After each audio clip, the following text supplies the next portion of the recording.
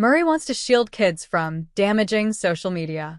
Sir Andy Murray says he is trying to keep his children away from damaging social media platforms as he backed calls for more action to prevent abuse of sports stars.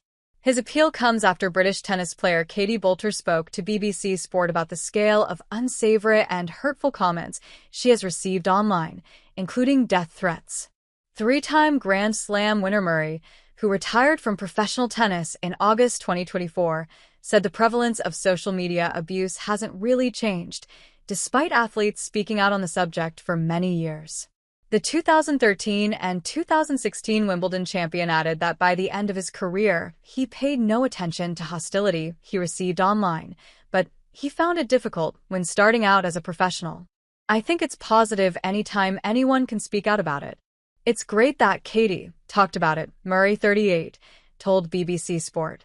"Athletes across all sports have been discussing this for a long time, but it hasn't really changed. Hopefully something can get done soon."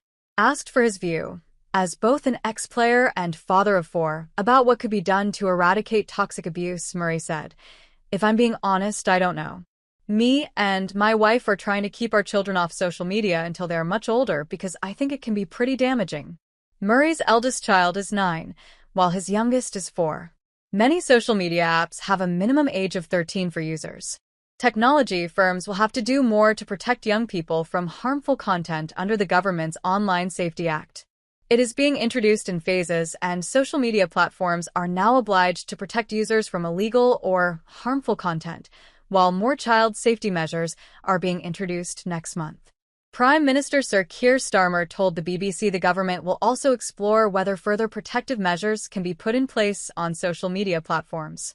Figures provided by data science firm Signify, the International Tennis Federation, ITF, and Women's Tennis Association, WTA, show that in 2024, about 8,000 abusive, violent, or threatening messages were sent publicly to 458 tennis players through their social media accounts. Following Boulter's comments, fellow tennis players demanded more action, including calls for the introduction of identity verification. Several of the England women's football team also plan to give up social media for their forthcoming European Championship defense in Switzerland.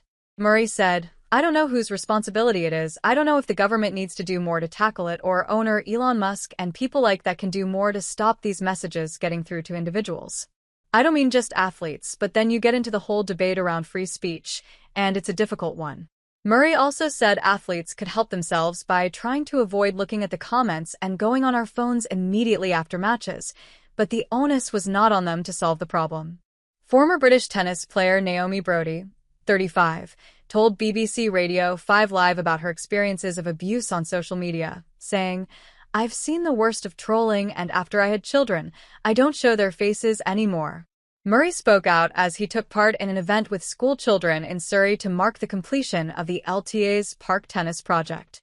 Following more than £45 million of investment from the government and LTA Tennis Foundation, it has led to the refurbishment of courts across 1,000 parks in England, Scotland, and Wales, with more than 50% in areas of higher social deprivation. "In my local area when I was growing up, a lot of the courts were derelict, with the nets broken and weeds growing out of the court, and it's a shame," said Dunblane-raised Murray. "It's great the LTA has invested a huge amount of money and refurbished over 3,000 courts up and down the country. It gives more kids a chance to play tennis, but in nice surroundings as well." He hoped a similar project focusing on covered courts will be the next step to keep children playing tennis during winter. With Wimbledon starting on Monday, Murray backed British number 1 Jack Draper to handle the pressure of being the 4th seed at the tournament. "He has obviously shot up the rankings and had some amazing wins," said the Scot. "It will obviously be a little bit different this year coming in as a top seed, but he'll deal with it well. He's played in difficult environments and under pressure before, and I'm sure he'll cope with it well." Murray, who began the year as coach to Novak Djokovic before that partnership dissolved in May, has no plans to attend Wimbledon this year, but that might change based on results. "I'm not missing tennis yet. Maybe when Wimbledon starts I might feel differently," he said. "I have got no plans to go. Maybe if there was a British player in the final or something I might go along to watch, but I'm not planning on going." It was confirmed this week that the All England club intends to have a statue of Murray in place at the Grand Slam tournament's grounds by 2027.